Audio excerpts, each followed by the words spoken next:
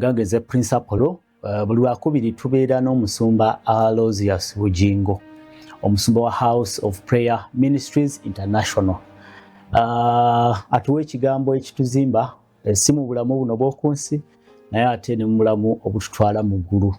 Ku lw'ekisa kya Mukama atukuumye wiiki namba nsanyuka nnyo nga nsinkanye omusumba era ntwala omukisa guno ogutwali gwa bulijjo okwaniriza omusumba Aloysius Bugingo nti Mukama waffe yeebazibwe. Mukama waffe yeebazibwe nnyo. Nsanyuka nnyo omusumba okuddamu okusinkana. Amiina. Oluvannyuma lwa wiiki namba. Nange mbeera musanyufu.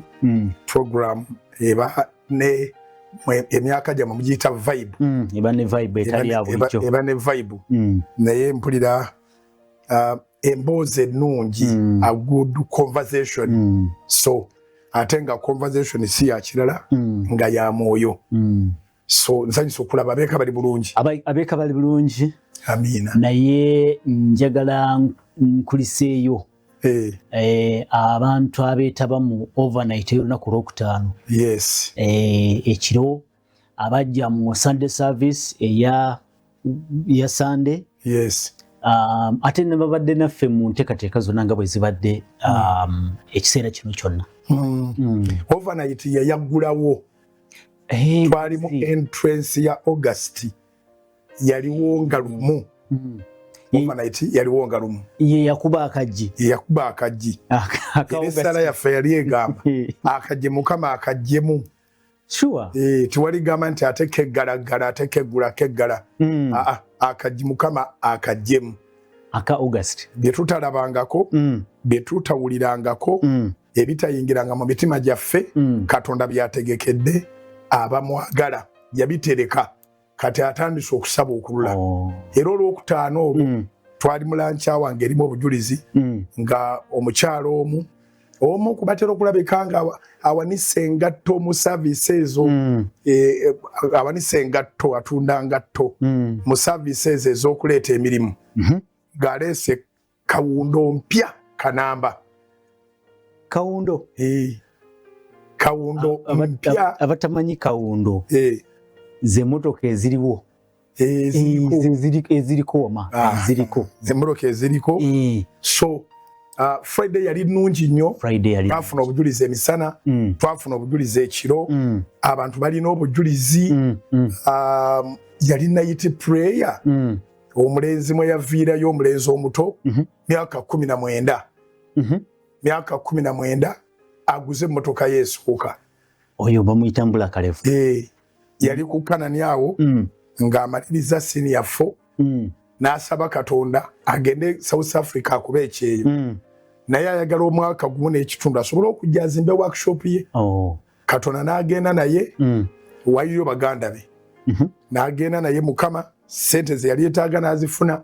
At the age of 19 yakomyewo yatandise okukola workshop eyiye naye n'afuna n'emmotoka emuyambako okujja mu kusaba n'okugenda okukola emirimu. Ebintu Mukama musumba ebintu Katonda alina engeri gy'azaabikyusaamu.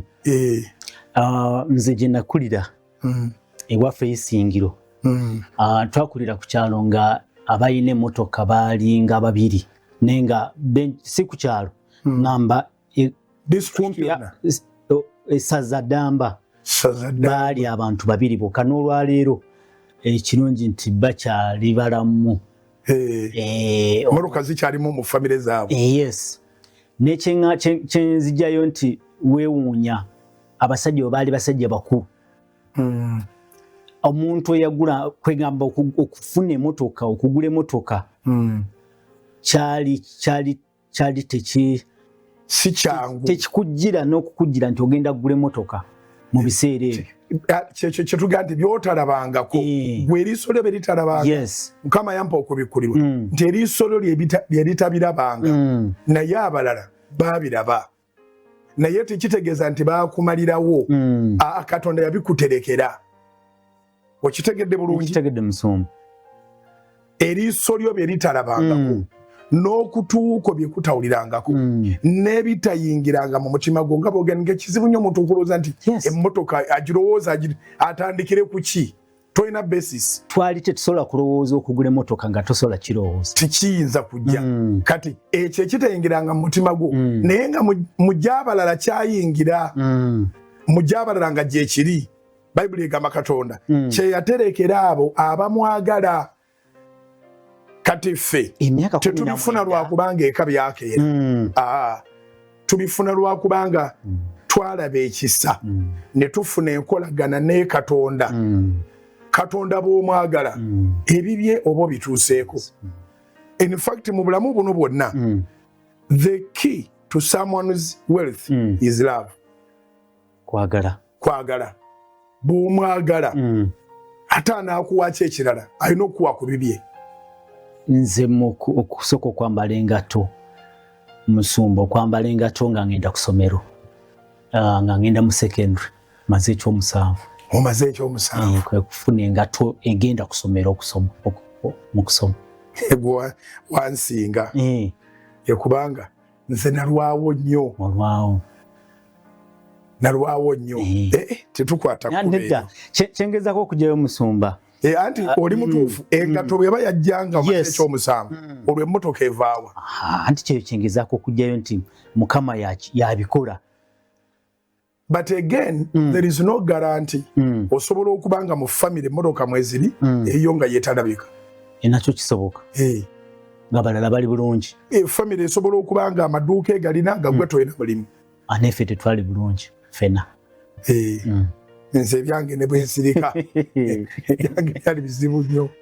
Ebyange byali bizibu nnyo kubanga naye ku ssomero nafubutukayo nga tewali busobozi. Ate nayina yasimbanga ekkuuli. Ekirungi akyali mulamu. Tosobola kusoma. Omwana w'omuko talina mugaso n'akamu. Nakiwulira paka nakikoowa n'ensalawo n'entambula n'engende watali amanyi atamanyi nti ndi mwana wa muko. Era nga twogera olwaliro mu munnyo ku makyate mu misingi omuntu asaana akitegere nti omukisa guyinza obutabeera w'ozaaliddwa. Guyinza obutabeera w'okulidde. Tetululinga awutu nti gusobola okubeera awo naye abantu abasinga obungi abafunye omukisa batambudde ne bava we bazaalirwa. Bakuyita kusesetulako ku bigere. Ne jjajja w'abakkiriza omukisa yagufunira mu kuva w'abadde. Ye Katonda yamuweera ddala instructions. N'amugamba va mu nju yannyu tugendewo katono. Tusome. Lubereberye essuula ya 12. Lubereberye essuula eya 12. Genesis chapter 12. Jjajja w'abakkiriza omukisa yagufuna lwakuvaawo we baali bamumanyi. Tulina we batumanyi awo ate tebatukkiririzaamu. Ate tewaliwo kigambo nnyo ky'amaanyi ekiinspiringa. Tolina kojjaawo oba gundi gw'otunulira nnyo n'ogamba nti ono ali bulungi ali nnyamba. Kubanga n'abaatugobaganyanga nga bagamba tetusaanidde kuweererwa. Ate nabo siga nti baazisevinga nga nabo ne bazirya. Teziriiwo. Abadde akuweerera naye abadde akola saddaaka. Naye laba ate bw'ofuna n'omulemesi n'alemesa laba bw'ofuna akuziiza. Kati Mukama atugamba obadde olina kyagala okwogera. Nina kye mbadde njala okwongerezaako nga sirina bwenkiweerawako obujulizi musumba onootaasa nti mu bitundu gye tusibuka ebiseera ebisinga ate baba tebatwagaliza nnyo oba wadde neeno tumala netufunayo abalabe naye bali abeeri bo balina ensonga nnyingi lwaki tetusaanidde. Mutabani wa gundi babakulabanga atasaanidde. Mutabani wa gundi akola omulimu bwe guti. Olaba abantu b'oku kaalo Yesu kwe yazaalibwa baalemwa okufuna mu Yesu kubanga baali bamulabanga mutabani wa Yusufu. Kiri mu butonde oba era ye yagamba bw'ati kiri mu butonde nga bw'ogambye kuba statement ya Yesu egamba nti nabbi taabulwenga kitiibwa okuggyako ewaabwe. Tebakulabawo. Okubulwa ekitiibwa kitegeeza nti olemedde ku nsi ya nnyo. Olemedde awo. olemedde mu babo. Kati tetugenda kusinziirako mu musumba tukisimbe nti kyetaaga bulaba nga kiganye otagululeko ku kigere. Si kulaba nga kiganye. Tebakuzaala kubeera awo nejjiwo balisudde limala ne lyalula akakooka akavuddemu nako ne keeyongerayo ejji ne lifuuka ebisusunku. Kituufu. Okuggyako nga lyaziza. Uganda bwe tolumanyi. Ndumanyi. Okuggyako nga lyaziza. Oba libayita eryenziriza. Eriganye okuvaamu eriganye okuvaamu eryayonooneka. Tutegeregana. Naye tuli meant kubaako we tulandinga. Yes. Tuli meant ku exploringa. Actually simanyi kubanja kugezaako okubireeta gonoobikakasa. Guleeta enesaawa ekyusa obwongo bw'abantu. Ebiseera ebisinga n'ensigo zino ez'okumiti tezitera kuggwa wano wennyini okuba okuba ezigudde awo kankuyambeko tezibala. Kizibu ogamba nti omuwafu guli wano. Naye ate ekinyonyi bwe kijja ne kigenda nagwo. Ekinyonyi bwe kijja ne kitwala ensigo oba yaffe n'oba yakyo eyo gye kikitutte. Ensuku z'abantu basanga balinamu emiti gye bataasimba. Naye ate waliwo omuti we guli tegutera kuga kirirweya nti emiti egiri awo gizaaliddwa omuti ogwo guliko ebibala ebirungi.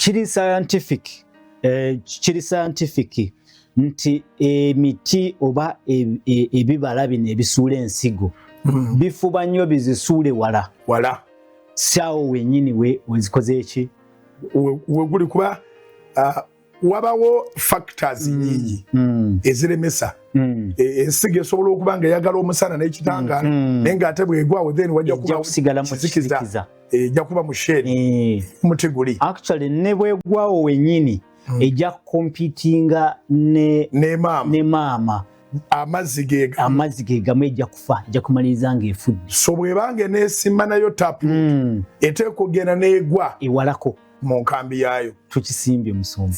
Tukisimbye. Waliwo gye nti okwogera ate nga naye mpulira wayingidde mu mutwe gwange. Kya bulabe nnyo okubanga ozimbye ku ttaka lya kitaawo. Nakyo kyekyo. Nakyo kyekyo. Kubanga wadde oli entitled wadde obwo bwe busika taata bw'aba wadde akugambye zimba awo. Naye kyamagezi nnyo okutaanula ebigere naawe n'ogenda otandikawo ewuwo n'ogula ettaka ne beriba ttono n'ozimba eyo taata naye bw'aba ayagala kukulaba tafuluma bigere bibiri ku mulyango. Lwayagala okujja okukulaba luba lugendo ngenda kulaba mwana wange. Kati kyengenda okwogera nakyo simanyi oba tufaayo tugende mu maaso nkyogere obukubagano bwe tulaba mu maka. Maama alwanye ne mukamwana kubateekaawo kubeera awo. Maama wadde abeera maama teweerabira nti abeera mukyala.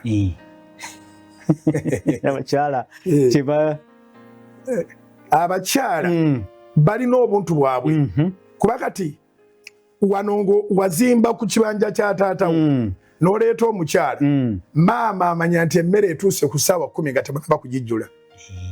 Ate mutabani we tatuuka ssaawa ezo okuva edda nga tannalya. Yakimanya nti mutabani we alya ku 7 latest 8. Kati ava eri mu buli ngeri abiyingiramu mu buvunaanyizibwa bw'obwa maama nakati ogenda kutta omwana wange. Sigwe mulembe ogulimu endwadde nnyingi alusaazi biki ogenda mulwaza ekibumba ogenda mulwaza essebusa omwana nga ogenda mutta yono omukazi atamanyi kufumba bwewunya agiwulira. Mukamwana akirabanga kuyingirira maama okuyingira mu bitamukwatako naye ng'ate gwe bateeka nti emmere bw'eneeba ewunye maama yajja n'okusooka ogiwulira kuba abakulu abalina experience tegeera abimanyi. Maama yasobola okukugamba nti oli lubuto lwa bbanga bweti nga gwe tonaba ddumanya. Kati emmere bw'ewunya amanya nti ey'owa mutabani wange ewunye. Kyamagezi taatawo bw'akuwa investingawo totunda zimbawo waberewo ka income kakuyamba oba kayamba abazadde naye naawe genda otandike enkulaakulana si kwefuutiika ku kataka kamu nkiddemu enkulaakulana si kwefuutiika ku kataka kamu olwo muba temukulaakulana obanga asaze kitegedde Musumba bw'osala ebinkwawo n'obiteeka ku mutwe gwo teweyongerako bayiti bakyogera batya ekyo mu Lunyankole tekiriyo otidde n'okutya kankiddemu bw'osala ebinkwawo n'obiteeka ku mutwe kubanga zonna nviiri bw'oyimirira ku mizaano oba teweyongeddeeko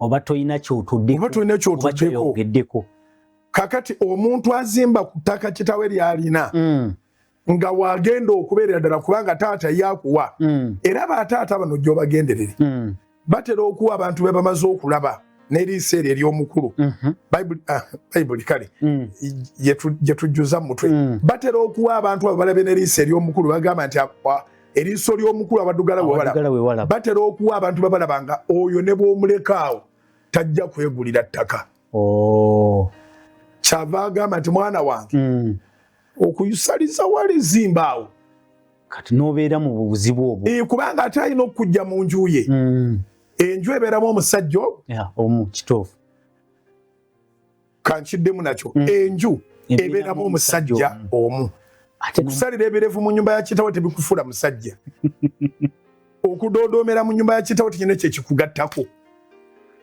nze Musumba leka nkyongereyo kubanga nkiwulidde nga kikulu mu nkola eya enengunjufu ne mu education system mwabeeranga mu school exchange programs ne abantu betulabye mu Uganda muno abafuusa b'omugaso tebasomera mu bitundu gye baabazaalira eyo baabakanyuganga ne babako gye babatwala mu bitundu ebirala kati gye baalaganga ne bafunayo ki ne bayiga ebintu ebipya ne bayiga n'embeera empya kati buli lw'osigala mu lokalite y'emu waliwo by'otategeera by'otamanya nga tebabisomesa ku ssomero era nga n'ekitabo tajja bikunyumiza era omuntu atambuddeko omuwanga ekitiibwa kubanga gy'atambulidde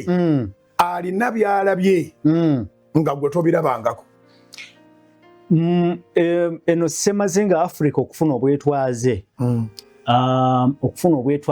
ab'ebyafaayo bagamba nti kyava ku balwanyi baffe abaava wano betuwulira be bayita aba 7 be baatwalanga balwane entalo z'abazungu kati bwe babatwalanga e Buyindi ne babatwala eyo Bungereza bwe batuukayo mu kulwana entalo ne bagenda okulaba nga abazungu nabo bafa ng'omuddugavu akwata emundu nakuba omuzungu esasi n'afa ne bagamba nti mujja tujjako kiri kyetwalimu mu kiseera ekyo mu bufuge bw'abazungu ng'omuzungu omulaba kumpi nga atafa olabanga imoto olaba katonda akatono kati ate naffe ne batufera bulungi nti katonda mweru setaani muddugavu kati abaakomawo okuva eri mu kutabaala ne bajja n'endowooza egamba n'omuzungu naye ono atufugiriza wano ajja tuviira aveewo tusobola naffe okukola ki naye era baali batendekeddwa eri balina kye baalaba kiri ekipya baalabanga essasi lino ogw'omuzungu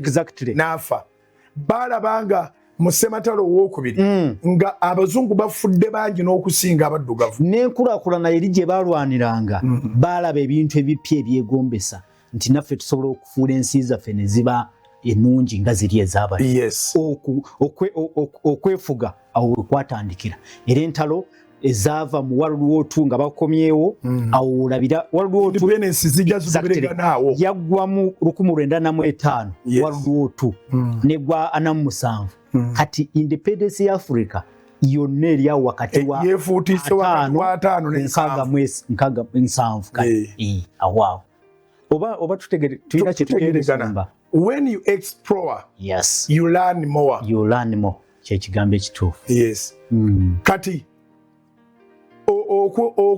okutambula okulaba okwaffe wakirivaako e Masaka agamba naffe Masaka jangu e Kampala Kampala bwe muyingira ntandikira ku house boy naye ekirungi wadde oli house boy bw'ofuluma olaba ku maduuka ageegasa bakutumya ebintu ogenza okugula emmere ebintu bya weekend bagenda bakwesiga bakuyingizaako mu kibuga olabayo ebirala era obutembeeyi buno nabwo mbuyiga lwakubanga nali mufunye exposure nkitegedde mu Kampala sobola kukola dduuka naye ate nsobola okuweeka ebintu n'entunda Joyce ekitaali gye nazaalirwa kubanga watusobola kutembeeyeza mu nsiko nga tulabanga n'ettale lyewa mpozi ye Kalagala akalagala akawa ing'ambe wammwe ebuddu gye wali mu nsiko ze wali tosobola kutembeezaayo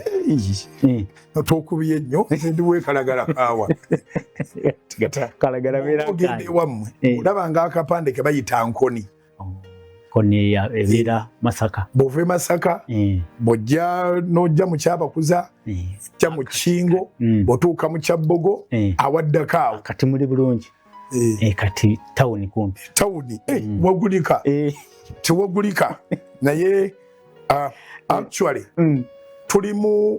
tuli mu proxy ya Masaka City Masaka City muli mu kibuga tuli mu kibuga naye luli nga tosobola kutembeeza wali wazibu ate ng'era tulina ne nga kye wagambye nti ab'okukyalo tebasobola kukuganya kujjayo mutwe bakumanya oli mutawuni wa mupakasi naawe kati ettalo obusukko eddogo erya buli ngeri nga liri eyo kati twena wootandikira naye eno bagenda okutandika otuwalana nga Mukama alina kyakoze n'abatuwalana be bamanya ensonga zaabwe oba okitegeera n'abatuwalana bamanya ensonga zaabwe eri mu kyalo bwe bakuwalana nga bamanyi tosukkawo kati tugende gye twabikudde era kyekinyweza kino kyetwogerako ndowooza Musumba atuwadde examples eziwera ne tubagamba mukadde bw'aba akuwadde w'ozimba asobola okuba nga yalabye bubi nali n'eriiso ly'omuddugavu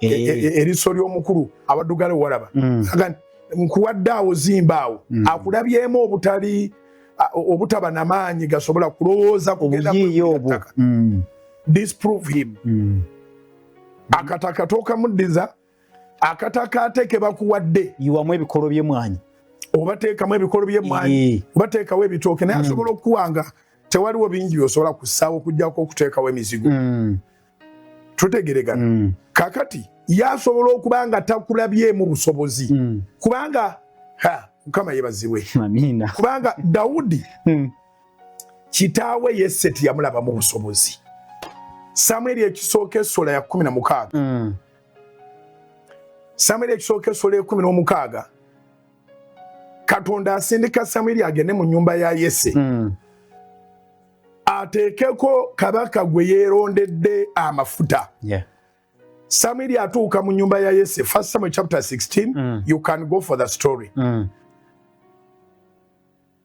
Yese najjayo abaana bonna abalabika obulungi abagwanidde okubeeka balowooza era baalaba nga balimu omulamwa oli gwe balondedde ddala tiyamuleeta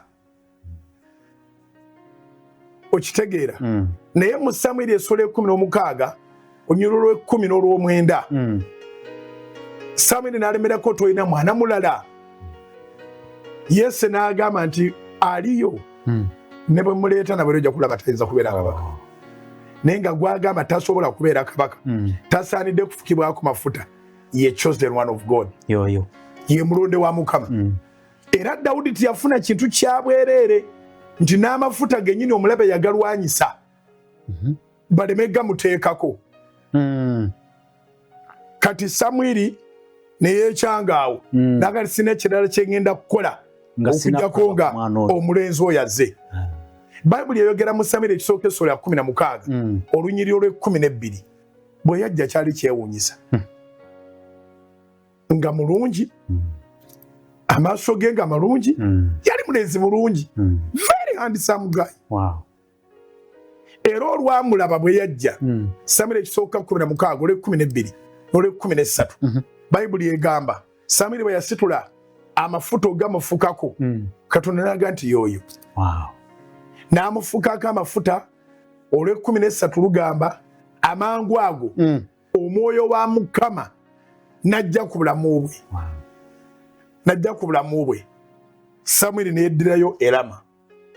Samwiri 16 olw'e12 bazze bateereddeyo. Nenga bingi musumba ekyo ebirimu omwo nga bingi. Bingi nnyo kyayongerayo bankikuwe ki. Ono omwana si wa mukazi w'ebeeru nti bamuleeta ne bamusuula we waka. Kimbadde ndeeta. Ate si wa taata nti maama yamumukyaya. Ne taata asobola obutategeera nti oli kyoli osobola okubeera. Ekintu tteyo kyekiri nti taata bw'akulaba ng'ekimmondi n'agamba gwe zimbaawo. Kakati ettaka toligaana eryo akuwe n'obuwandiike. Taata bw'abanga akuwadde ekino mukwate bulungi kubanga ekintu kye bakuwadde ne kitabaako buwandiike oluusi n'emuddaame neerabiro kisaamu ekyo baganda bwe bakikuggyako ekyangu okukikugyako tikiriiko na lukiiko kye batandikirako gabana yakikuwa kiki ekiraga kati tulabula buli awuliriza emisingi omunnyo ku makya nti ekintu kyonna muzadde wo kyakuwadde tomukwatirwa nsonyi musaba kiwandiiko naye ate tomusaba busabi kiwandiiko taata w'oyo oba muzadde wakuwadde kiki kyasinga okusanyukira noonya kyasinga okusanyukira kimuwe tobanga abanja atobanga abanja oteeka okulabika nti omutwe gwo gukola ne bwenkikomyawo naye bw'amala okuwa ekintu ekyo n'ofuna n'obukakafu obuwandiike nti kikyo kidevelopinge totunda tambulamu amaka ago galina kubeera wala kuba yali akulabanga ataasobole kati Dawudi tuzeeyo gwe baalabanga ataasobole biganda bye byonna byali mu magye byayingira amagye ga Sawulo naye be baaba amala ennaku 40 nga Goliyaasi abafufumya Samwiri ekisooka essula ya 17 Dawudi n'ayingirawo ng'abatwalidde na mmere baamuwanga obuli mulimu obw'embwa twala emmere y'abanno banno gamba banaafiira njala ku lutalo you can imagine ekyejo kye baalina ng'emmere balyeva waka kati mpulira simanyi tutandikirewo twabikudde ku lutalo naye ng'olya mmere yawaka ng'olya mmere yawaka wakiri tolya mimonde egy'okuttale tugendeyo mu Samwiri nkwegere tunaakoma wali ewa Ibulayimu kwatawo ekigalo ewa Ibulayimu kwatawo ekigalo Samwiri ekisooka essula ya 17 Samwiri ekisooka essula ya 17 okuva ku lunyiriri olw'20 okay kwendi Dawudi n'agolokoka enkya mu makya n'alekera endiga omusumba n'addira ebintu n'agenda nga Yese bwe yamulagira n'atuuka mu kifo eky'amagaali eggye eryali lifuluma okulwana nga balanga emiruka ng'obulwa awo Isirayiri n'Abafirisuuti ne basimba ennyiriri eggye nga lyolekera eggye Dawudi n'aleka omugugu gwe mu mukono gw'omukuumi w'emigugu n'adduka mbiro eri eggye n'ajja n'alamusa baganda be awo bwe yali anyumya nabo laba ne wayambuka oyo omuzira Omufirisuuti ow'e Gaasi erinnya lye Goliyaasi ng'ava mu nnyiriri ez'Abafirisuuti n'ayogera ebigambo ebyo bwe byali Dawudi n'abiwulira abo basajja bonna Abayisirayiri bwe baalaba omusajja ne bamudduka ne batya nnyo abasajja Abayisirayiri ne boogera nti mulabye omusajja ayambuse mazima okusoomooza Isirayiri kyavudde ayambuka awo olunaatuuka omuntu anaamutta kabaka anaamugaggabaza n'obugagga bungi era anaamuwa muwala we era anaafuula ennyumba ya kitaawe okuba ey'eddembe eri Isirayiri awo Dawudi n'ayogera n'abasajja abaali bayimiridde okumuliraana nti omuntu anaakolwa atya anatta Omufirisuuti oyo najja ekivume ku Isirayiri kubanga Omufirisuuti ono atali mukomole yaani asoomooze eggye lya Katonda omulamu abantu ne bamuddamu nti bwati nga boogera nti bwatyo bw'anaakolwa omuntu anaamutta.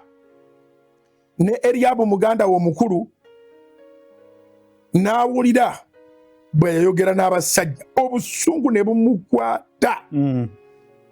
Obusungu ne bumukwata Eriyabu eri Dawudi. N'ayogera nti oserengetedde ki? Endiga ez'entono wazirekera ani ku ttale? Manya amalala go n'ekyejo ekiri mu mutima gwo, kubanga oserengesa okulaba olutalo olw'29. Dawudi n'ayogera nti nkoze eki kaakano? Tewali nsonga. N'amuvaako n'akyukira omulala n'ayogera ebigambo ebimu n'ebyo abantu bye bamuddamu nate bwe batyo nga bwe bamuzeemu olubereberye. Awo ebigambo bwe byawulirwa, Dawudi bye yayogera ne babyogerera mu maaso ga Sawulo, n'amutumya. Byebiri byagambye nti onasomooza atya eggye lya Katonda. Kati enjawulo, bano baali bamanyi lya Isirayiri, naye kubanga oli yafukibwako amafuta yamanyi lya Katonda atali na mukomole. Ekigambo atali mukomole tekitegeeza nti ng'omusajja teyali mukomole. Abo bonna Abafirisuuti bakomole, naye ate ekigambo obutabeera mukomole kitegeeza okuba nti ovaabira buvaabizi, toyina kyososola, toyina mpisa, toyina karakita, toyina values. Oli mutamiivu, oli malaayo, oli mubbi, oli mutemu. Kugamba tolina values. Olaba obulokole buno bwe tulimu, twakomolebwa ku byensi. Yes. Era teri ateekwa tumunana nti kyetuli bakomole. As long as weesalako ebiridde abalala, ebibawalula, ebibamalamu, then wasalwako. In fact, gwe bakomodde ekikuta awona mangu, naye gwe bakomoddeko empisa embi kirwawo. Era ekiseera kituuka ng'oli bilioneya naye nga tosobola kugula mwenge gugula miliyoni, kubanga Katonda wotakkiriziganya nago. Okuleka oba okukyawa Katonda byakyawa kuba kukomolebwa, kubanga Katonda byakyawa teffe abantu bitukolera. Wangi kwesalako ebbanja ly'omubiri, era omubiri gwe gutwala abantu mu ggeyeena. Kati omuntu ono talina kukomolebwa kwonna, talina kyeyerekereza mu nsi, talina sacrifice mu bulamu bwe. Dawudi abuuza nti omuntu bw'atyo abeera mu masabo, abeera mu bakazi, abeera mu mwenge, omufere, agobe eggye ly'abatuukirivu? Nkyewuunya Sawulo engeri gy'ategeera amafuta agaali ku Dawudi. Ekigambo kye ye n'akiraba mu value, mu bumpi bwe ne mu buto bwe, ye n'alaba nga n'amulabamu ensonga nga ne bakulu be bano abasijaasa ab'amaanyi baali tebalina kye bakalabamu kana akalenzi. N'ekyo nakyo nkyakyebu. Kati ekisooka muganda we Eriyabu kyavudda muvuma ennyo, kyekiri kye twagambye nti abakumanyi balowooza tolina potential. Nkigatta ku kya taata. Ayinza obutakulabamu mugaso. Yes. Ninga oli wa mugaso. Oddukanga mu kyalo kyewammwe n'ojja mu Kampala ne weetikka ensawo z'omuceere. Abakumanyi mu kyalo bw'oboga nti bantikka obusawo bwa sukaali, mbujja wano mbutwale ku mmotoka, oba mbujje ku mmotoka mbuyingize mu nnyumba, bakumanyi nga atasobola kusilwa wadde kiro 10. Kati ffe abatakumanyi ng'ozze kupatikana otandika olugendo lw'obulamu n'olutalo, bw'oteekawo omugo nga tussaako akasawo, nga tussaako ak'okubiri, nga tussaako ak'okusatu, nga tussaako ak'okuna, sizo kiro 2 ng'ate gw'olina 7 oba olina 6, oyinza n'okuba olina 55. Ate atamuzadde waffe Masaka bagamba nti amutikka jjinja. Ku kiro 2 era omukulu akutikka baba nga aguze ne boxi ya sabbuuni nayo nga bajongera kungulu. Actually kikino Musumba ate abatakumanyi basobola okukujjamu oba okukufuula okujjayo obusobozi bwo. Yes. oba batwala ebbanga okuwakanya abakumanyi bo bawakanirawo basobola okujjamu ekirungi yes oba tukwataganye eri mu kyalo eri gy'ova oba kale bazadde bo basobola okukusaasira ne batakujjaamu kiri obusobozi bw'okujjayo obusobozi bwo tolina bw'ojjayo busobozi bwo ng'oli mu babo kuba kati ono Eriyabu yalina ne basis nteeka kano ka Dawudi kasobola kutwala nsolo ku ttale kalunzi bulunzi kano ke bazadde juuzi nga ndaba kasobola kutwala nsolo ku ttale akatalina butendeke bwonna era amubuuza obuligo obwo bwa kitaawo bw'olunda bulijjo obulekeddaani musiru gwe olina we baakuteeka famire erina ekkoona mwekuteeka kyova olaba tuyita abantu tubafukeko amafuta kubanga amafuta galeeta enjawulo amafuta Katonda yageeroboza si magezi gaffe oba okitegere kye ŋŋamba si magezi gaffe emiti mingi egivaako ebifaanagana butto naye oyo tebaatugamba mukozesa but this olive oil if dedicated for the work of God it can change your entire life and the way you see the things kati Dawudi kubanga aliko anointing ebintu abiraba bulala alaba omusajja atalina morals you understand atalina mpisa talina morals awemula ayogera buli kyasanze mbuna yazze kulwana addusa abantu abayina morals abayina character abayina Katonda omulamu abasaba essaala oba kitegede kye ŋŋamba Dawudi n'agamba no that is impossible you can't keep running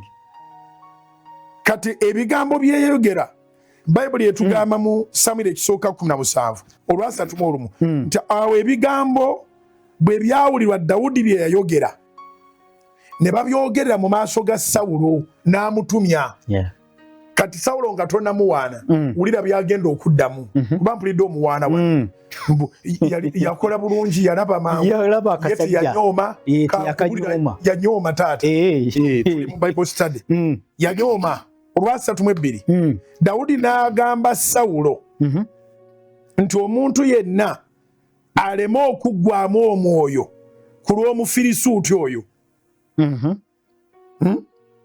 omuddu wo anaagenda n'alwana n'Omufirisuuti oyo kati kankutuuse ku Sawulo ng'anyooma Sawulo n'agamba Dawudi olwasatu mu 3 nti toyinza kusisinkana na Mufirisuuti oyo kulwana naye kubanga gwe 1 oli mulenzi bulenzi kyali kalenzi naye ye musajja mulwanyi okuva mu buto bwe Dawudi n'asumula testimony Dawudi n'agamba Sawulo nti omuddu wo yakuumanga endiga za kitaawe awo bwe wajjanga empologoma oba eddubu nejja omwana gw'endiga mu kisibo nenfulumanga nenjigoberera nenjikuba nenjiwonya nga njijja mu kamwa kaayo awo bwe yangolokokerangako nenjikwata ku kirevu kyayo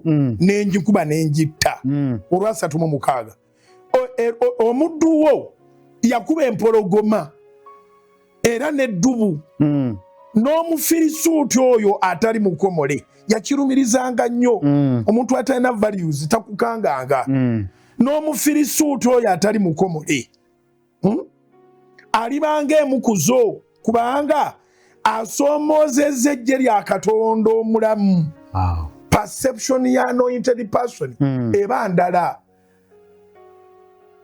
nze bw'onsoomooza tosoomooza munnamasaka nze bw'onsoomooza tosoomooza mutabani wa Bujingo nze bw'onsoomooza tosoomooza munnayuganda endaba yo ey'ebintu yanjawulo endaba yange ey'ebintu yanjawulo ndaba osoomoozezza omwana w'obwakabaka bwa Katonda tosobola kuntiisatiisa mbu wasala lwera toyinza kuntiisatiisa mbu wasomoka kiira n'abakaluma nabo tosobola kuba nti wasomoka kiira wasomoka kaluma n'olowooza olwera lukola nedda balinamu ensonga kubanga kyetwogerako kyennyini anti kyeŋŋamba ebigambo bino ebitiisa Dawudi yabibuuka olw'amafuta agamufukibwako talaba ejje lino ng'ejje lya Isirayiri era talaba ejje lino ng'erya Commander in Chief mukulu Sawulo yalaba ejje lino nga jje lya Katonda kati ekyewuunyisa nti omukulu ono talina nnamba mu magye era takolanga training y'amagye naye agambye nti mumusigale emabega nze ŋŋenda kulumba buvumu naye akagambo kasoose okwogera tetukabuusa maaso.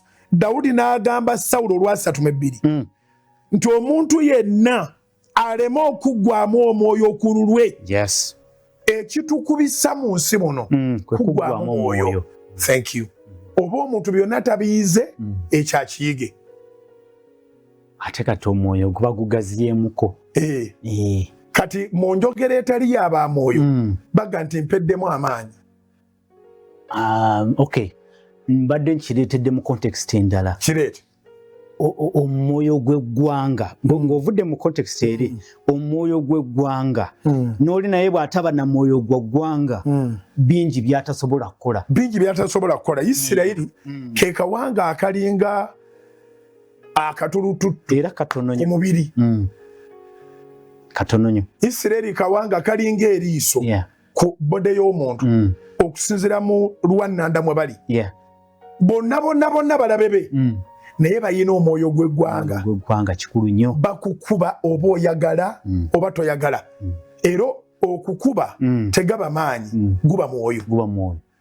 Naye omwoyo guno gulabika mulala kitegerekese guno Dawudi gwayogerako omulowooza mulalako gwegunera gwego yawula omwoyo omutukuvu yawula omwoyo Katonda gwe yakuteekamu.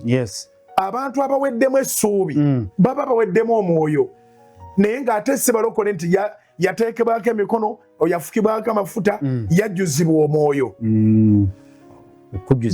Draw the line between the gift of the Holy Spirit and the Spirit in you. Buli muntu alimu omwoyo guli Katonda mwene gwe yafuuwa mu kibumbe. Guli Katonda mwene gwe yafuuwa mu kibumbe ogw'okufuula omuntu. Kati omuntu alina foomu zisatu body mind and soul. Okitegedde kati Katonda ayagala mu kiri eky'omunda so kyayagalamu era bw'omuwa obulamu ekyo kyawa amaanyi ate amaanyi agali eyo gajja ne gawa mind na body obuvumu n'obuwanguzi. Kitegedde musomo. Kati buli muntu atuuliriza olimu omwoyo ky'otolina kyekirabo eky'omwoyo omutukuvu bw'oba tolokokanga n'omufuna. Era Yesu agamba muli weba ekirabo gwe mwoyo omutukuvu. Tutegeregana. So bano baggwamu omwoyo ono gwe babatendeka ne mu magye balaba jje ejje lyaffe otero diraba erya PDF olaba ennyimba ze bayimba moto wawaka olwaka singa okunyumira hakuna mwingine Yoweri hakuna mwingine Yoweri baba Yoweri hakuna mwingine Yoweri. Kakati bw'oggwamu amaanyi agalwanirira Yoweri ng'oyambadde ekyambalo oweddemu omwoyo. Eggye lya Isirayiri lyaliwo mu buntu naye ng'omwoyo wa Bayibuli egambye basimba parade ennungi baba bali ku parade basimbye ennyiriri omugwagwa n'ayitawo aliwa bayiika anaavaayo mumwe omuntu ogu ajja neŋŋange bwankuba Abafirisuuti balibeera baddu ba Isirayiri emirembe n'emirembe nange bwe mukuba Isirayiri banaabeeranga baddu b'Abafirisuuti emirembe n'emirembe. Awo olaba we batawanya n'olwaleero olwaleero Palestine esinga Isirayiri obunene naye esiikinga independence okuva ku Isirayiri. Yesaba obusabe diiru yali eri ku Goliath ne Dawudi era Isirayiri yeesalawo wali mulwananda. kana akawanga akatono ke bayita Isiraeli abafirisuuti abali obulungi gye bakuba ku kyeyo ne batereera. Diiru yali ku lutalo lwa Dawudi ne Goliath nti Palestine bwe bawangula Goliath efuuka baddu ba Isiraeli emirembe n'emirembe. Awo wali diiru era we byakyakalanira n'olwaleero bakyali baddu. Bagezezaako okola revolution ezitali zimu. Tewali revolution egenda kubawa kubeera independent. Oli omutono ye mukama waabwe. Ku lw'omwana ono yayingira diiru eyo Dawudi gwe banyooma. Kati Sawulo wo ekyamuwangula bujulizi yakkiriza. Samwiri esooka 17:3 omuddu wo yakuba empologoma era n'eddubu n'omufirisuuti oyo atali mukomole alibanga emu ku zo kubanga asoomoozezza eggye lya Katonda omulamu. Dawudi n'ayogera nti mu Katonda alyoka akukolemu omuntu. Sawulo yawulira obujulizi obwo ate omwana n'abusimba bulungi nakati Katonda eyamponya mu njala z'empologoma ne mu mannyo g'eddubu agenda kumponya ne ku mufirisuuti oyo. Atuwuliriza kyenjagala ofune kyekiro nti mu buli ngeri yonna ebintu by'oyiseemu n'otofa bwe bujulizi obugenda okuyisa mu kino ky'ofeesinze mu mbeera yonna, mu buli ngeri yonna. Bane twaze kugamba bantu Dawudi yaddayo waka musumba kwolwo kati ate mpozi program endala zonna baziggalewo naye tugambe ekimu kyokka nti yawangula Goliath ate Sawulo ne yeefuula n'atandika okuyigganya Dawudi amutte. Omuntu bw'abanga awangudde ekyakulema tomuyigganga, tolwana kubanga kati akusinga abeera akusinze akusinga. Mune Musimba kye tusimbye olwaleero kiri nti bw'otagululako ku bigere waliwo ebikyuka. Totya kubonaabona, waliwo ebikyuka. Tewaliwo kintu ky'ogenda kufuna nga tobonyebonye. Ndabye abaana abawala abava wano ng'abadde ku kyalo ng'abadde tali kyali n'azimbira ne maama n'agendako Buwarabu emyaka 2 n'akomawo nga mulala nnyo. Buwarabu exposure eri mu kuva mu nsi yanyu ndala nnyo. Tusome wali we twabikudde okusooka Bereberye Sura ya 12 olusooka olwokubiri n'olwokusatu we tujja okukoma ng'ekitutwalawo kigamba nti sooka oveewo okaawo. Genesis chapter 12 verse 1 to 3. Awo Mukama n'agamba Ibulaamu tanaba nafuuka Ibulayimu nti va mu nsi yannyo era awali ekika kyo n'ennyumba ya kitaawo n'ennyumba giveemu. Va mu nsi yannyo era awali ekika kyo n'ennyumba ya kitaawo oyingire mu nsi gye ndikulaga. We walk and we move by faith. Katonda yamanyi gy'atulaza naye simbula olugendo lutandikibweko. Simbula olugendo lutandikibweko. Era n'amugamba erunyiri olwokubiri nti nange ndikufuula eggwanga eddene. Olaba ke kabenje kale ke nagambye ak'okuzimba ku ttaka lya kitaawo gwe bw'onoozaala ke baakuwa keekako ng'ogenda obba wakaliwa ke katono n'okuba ozimbye ku ttaka lya kitaawo ogenda ofuukirawo eggwanga eddene gw'abaaba obawa eki mu puloti. Oh, do you understand? Enjiri kitala kya bwogi bubiri webale kutuninga TV webale kuwuliriza bigambo bino tetukedde kulumba tetuze lwaggula luno kulumba naye twagala kutegeeza nti awo tolina bw'ofuukirawo tolina bw'ogenda gaziwa ng'oli ku kantu ke baakuwa kitaawo ke yakuwa otadde awo naawe olowooza otandise eggwanga otandise amaka buli muntu alimu potential okuvaamu eggwanga. Mukazi asobola okukolera ekyamagero n'akuwa abaana 4 ofuuse eggwanga eddene naye nga libeerawo litya mu lujjaawo olwa taata. Nyina omuntu omu mukazi yamuzaalira abaana aba mulungi 5 mulundi eggwanga ddene 5 mulundi gumu amagi gonna kookolo gaali gasule gavumire. But anyway nange ndikufuula eggwanga eddene era nakuwanga omukisa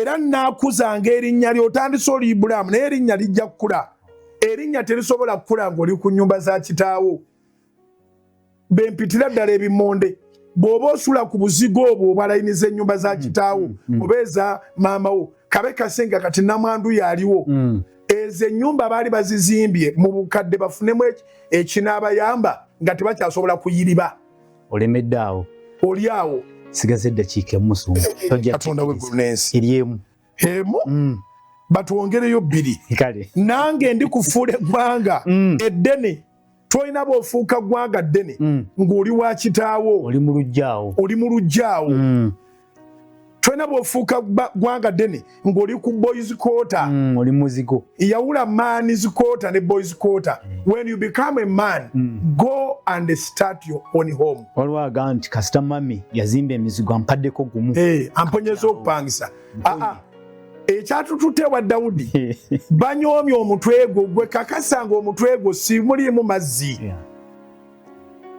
wangi maama anyooma omutwe gwo n'agamba ekimmonde kyange kino kaneefiirize akatwalo kembadde nzija wali kibeeraawo prove that you are not ekimmonde kakase nti toli eyo gy'ogenda gy'ofuukira eggwanga eddene Mukama gyakuwera omukisa era agamba nti nange ndikufuula eggwanga eddene Lubereberye 12:2 era naakuwanga omukisa era naakuzanga erinnya lyo era beeranga omukisa gwe olaba bw'ojjanga osudde omugaati maama nalaba ngemeroka epaakizi n'ojjamu ebintu n'omuwa ne baga mwana wange ne wabeerawo ekimmonde ate ekibeeraawo olwokusatu nange naabawanga omukisa abanaakusabiranga ggwe omukisa n'oyo anaakukolimiranga n'amukolimiranga nze n'emugwa ebika byonna eby'omu nsi mwe biriweerwa omukisa naye nga toli awo wenyini tutegereganye kale Katonda atukozeseza olwaliro mu ngeri eyo weegendereza abantu b'omala gakolimira abantu b'omala galumba abantu b'omala galwana nabo balina gye baasimbula nga bali ku pulaani ya Katonda kati webatuuse obakolimira oba babitegedde oba tebabitegedde ekikolimo kyo ne kitandikira okwo mutuveeko tulina gye tuva tulina gye tugenda wano we tutuuse tugamba nti Ebeneza abadde Katonda thank you so much nziramu bajukiza nti Independence Night yakubeera Kololo ng'ennaku z'omwezi 29 Friday December y'omu September ekisiibo kya